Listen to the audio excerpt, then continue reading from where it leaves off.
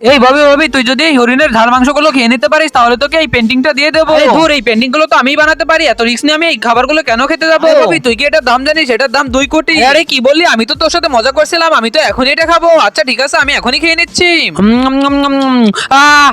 কি ঝাল! আরে কি হলো ভাবি, খুব ঝাল ধরেছে নাকি? আরে তোর সাথে তো বাজি জেতার জন্য আমি আমার জানও দিয়ে দিতে পারি। এই তো আমি এখন খাবো।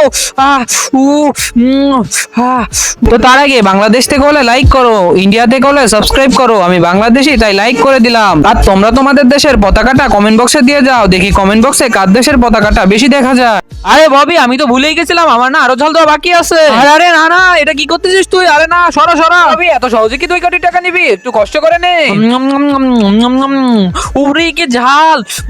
ওরে বাবা, ববি দেখি সব মাংস খেয়ে নিল। এই তো আমি এখন এই ছবিটা নিয়ে পালাই। আমি তো এখন কোটিপতি হয়ে গেলাম। পিছনে তো দেখি এটা কেমন দেখতে। আরে এটা তো দেখছি আমাদের দেশেরই। তার মানে ববি আমাকে ঠকালো। এই ববি, দাঁড়া, তোর আজকে খবর আছে।